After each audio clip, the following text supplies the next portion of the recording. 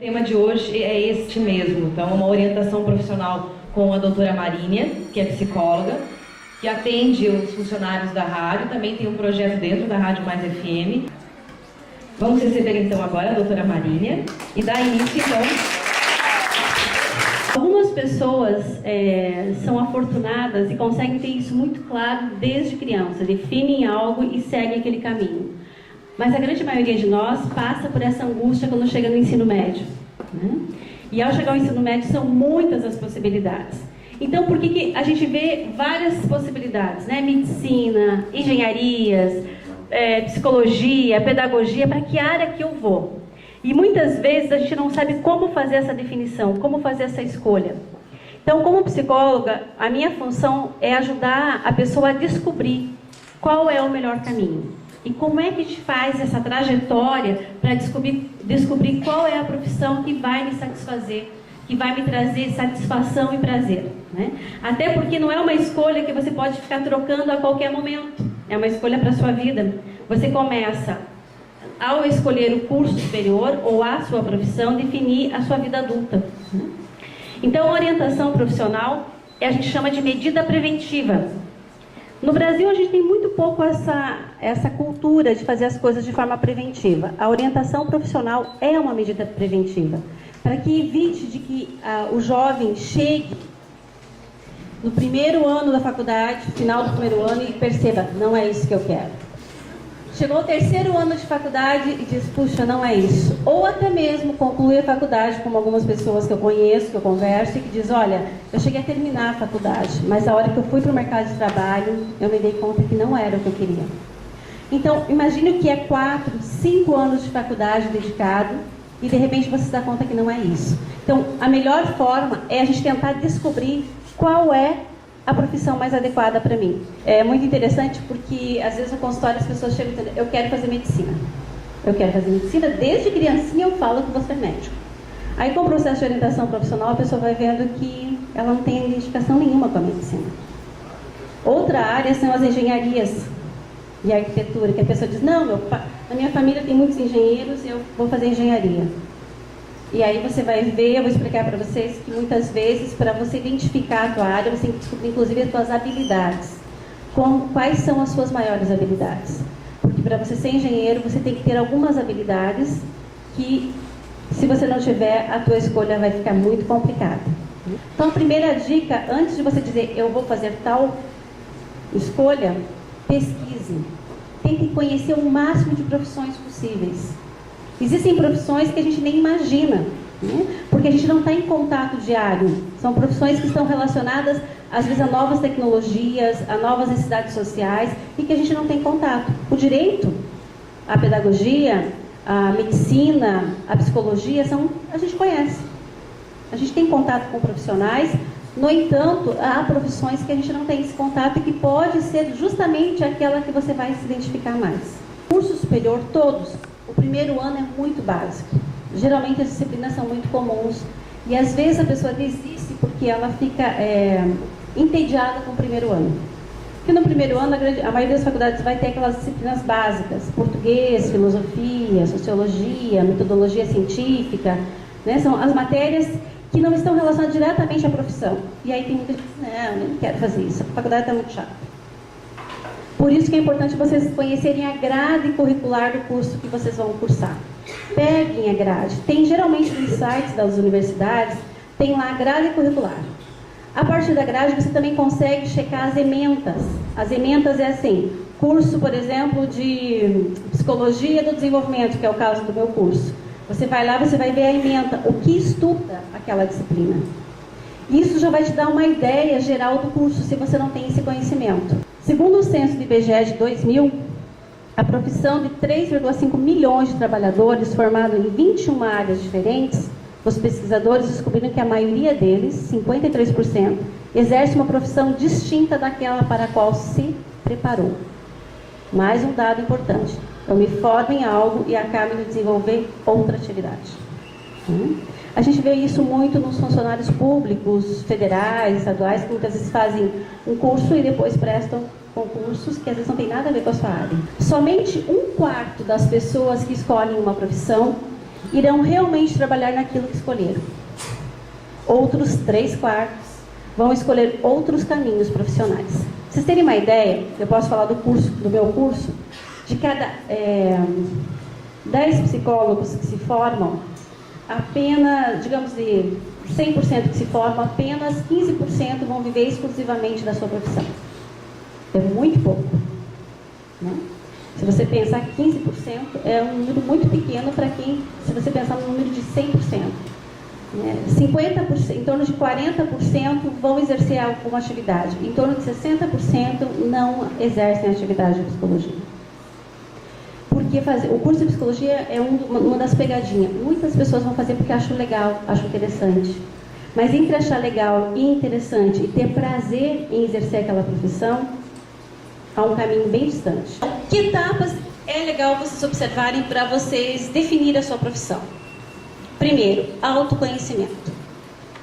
Se você não tiver esse autoconhecimento, saber o que você gosta, o que te atrai, o que não te atrai, muitas vezes chego no meu consultório e digo assim, olha, eu não sei, eu ainda estou confuso, mas eu já sei o que eu não quero. Eu digo, ótimo, já é meio caminho andado. Identificar muito a influência familiar. Até que ponto eu estou fazendo essa escolha por mim ou pela expectativa que criaram em relação a mim? Conhecer e analisar a realidade social. É preciso ser bastante crítico nesse momento. Tem que conhecer a realidade. Tá? Buscar conhecer as profissões detalhadamente. Conversar e estar na realidade da profissão sempre que possível. Se você tem a possibilidade, tente conversar com profissionais de áreas que você tem interesse. Se você puder, tente acompanhar por uma semana ou pelo menos uns 3-4 dias esse profissional.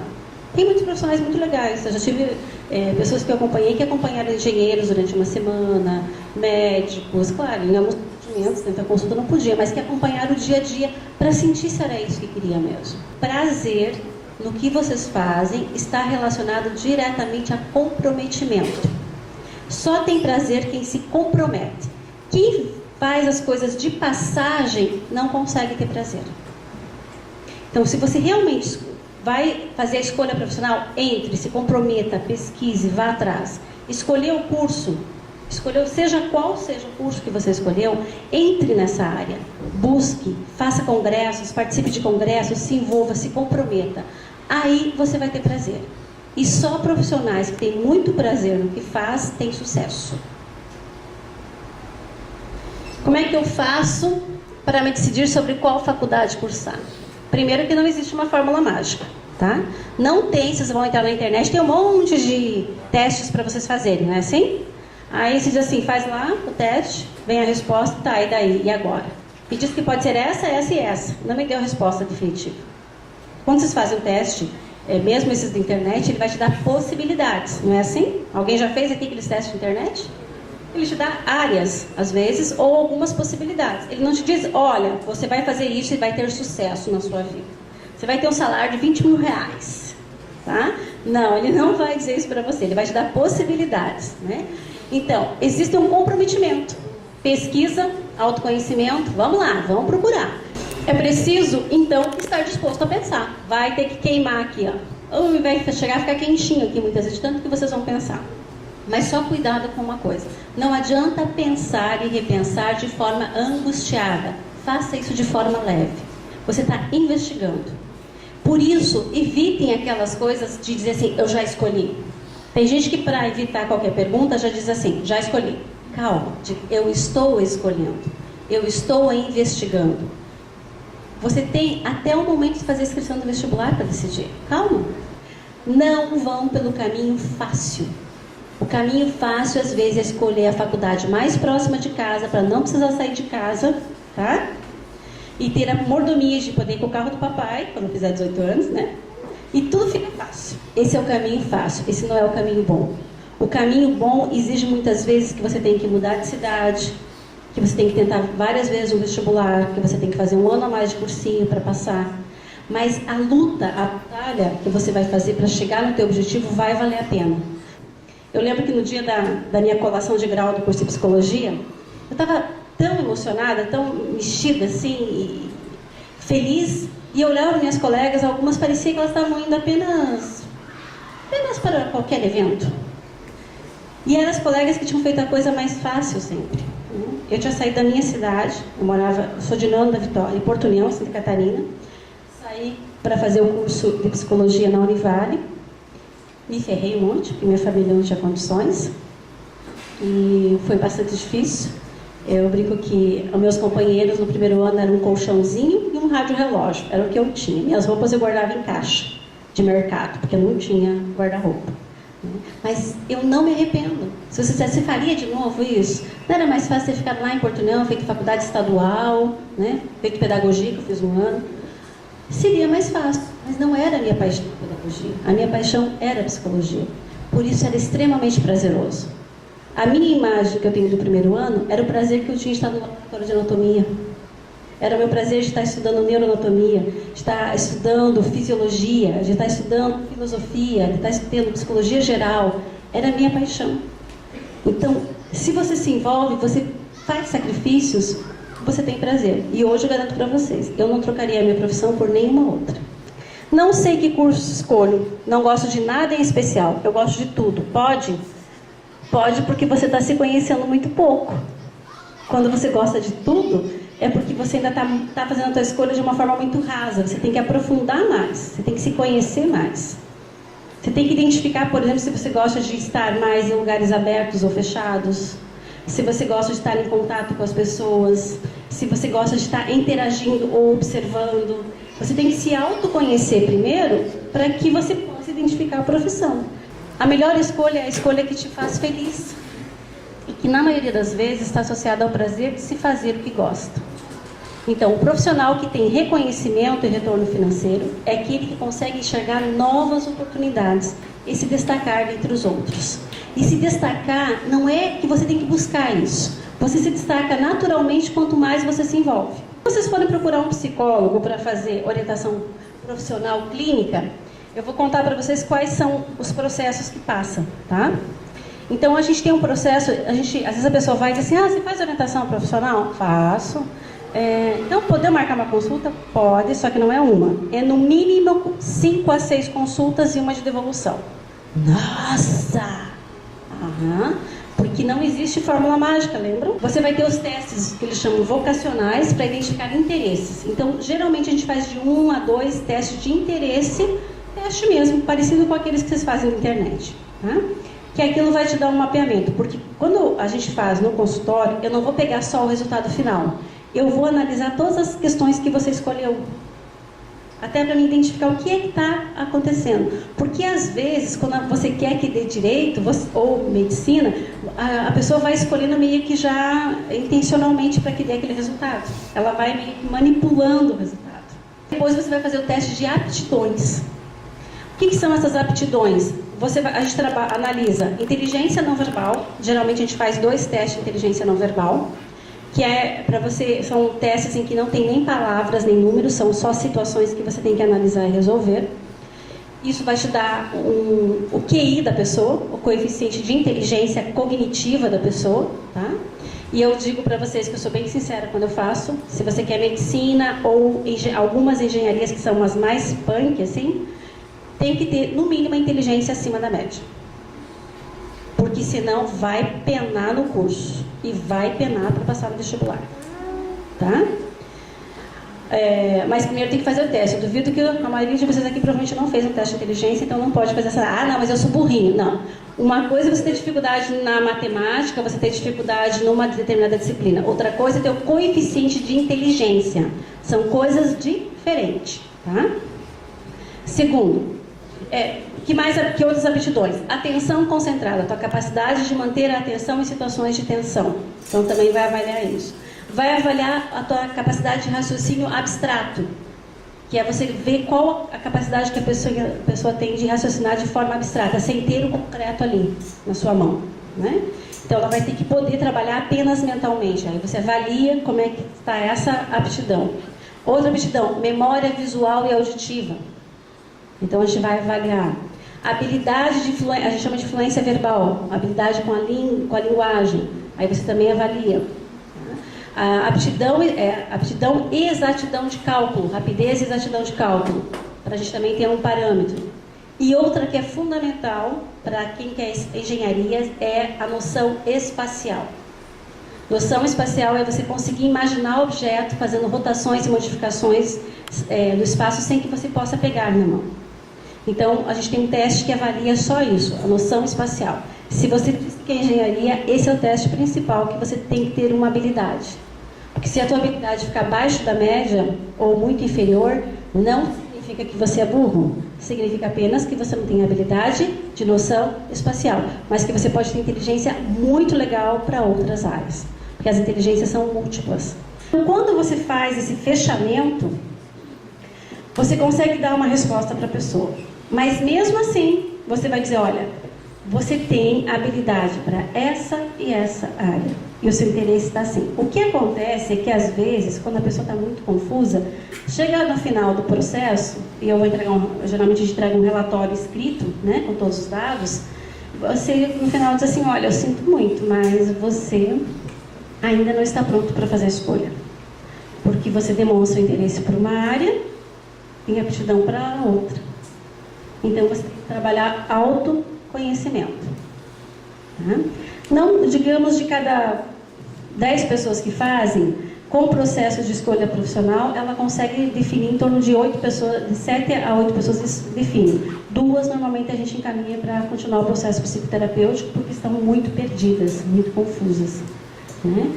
E é natural, né? Até porque a adolescência é uma fase de transição, tudo muda. Um dia a gente está lindo, maravilhoso, né? Se achando o poder, no dia seguinte a gente já está se sentindo mal, no dia a gente se acha a pessoa mais popular da escola, no dia a gente acha que a gente é uma ameba na escola, que ninguém olha pra gente, né? Então, essa instabilidade é própria dessa fase que a gente está passando, que vocês estão passando, que eu passei, que todos nós que estamos aqui já passamos, né? Dá trabalho, né? Estou vendo que tem gente que ficou assim, ai meu Deus, dá trabalho, né? Parece complicado. Alguns de vocês vão dizer assim, mas eu não preciso disso, eu já sei o que eu quero. Ótimo. Mesmo aqueles que já sabem, tirem um tempo antes de fazer a inscrição do vestibular e entrem um pouco mais nesse mundo. Eu lembro que quando eu fui fazer vestibular, eu lembro que eu comecei a ler e procurar. Na minha época, a internet não era uma coisa comum, então era nos jornais, nas revistas, né? Eu lembro que eu vi um ranking das 10 profissões que estariam mais no auge dali 10 anos. E a psicologia era uma das que estariam. E realmente o curso de psicologia, a amplitude, cresceu muito nos últimos 10 anos, nos últimos 15 anos. Né? Antigamente, na minha cidade, quando eu fui fazer faculdade, nós tínhamos 2 psicólogas. E o consultório delas não estava cheio.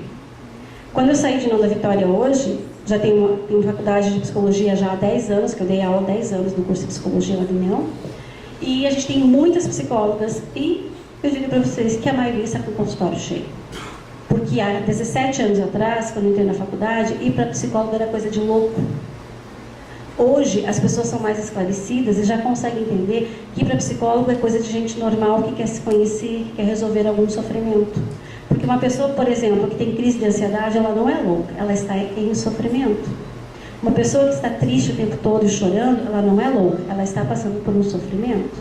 Uma pessoa que não consegue fazer uma escolha profissional, ela não tem que sentir isso como um problema, é apenas um momento da vida dela que ela vai buscar ajuda para se autoconhecer. Então, hoje as pessoas entendem melhor, o que antes não era compreendido. E eu desejo muito que vocês consigam, de alguma maneira, fazer a melhor escolha. Mas lembre que a melhor escolha vai exigir de vocês que vocês não escolham um caminho fácil, que vocês escolham um caminho bom. O caminho bom tem a ver com dedicação, tem a ver com você ir atrás do teu sonho.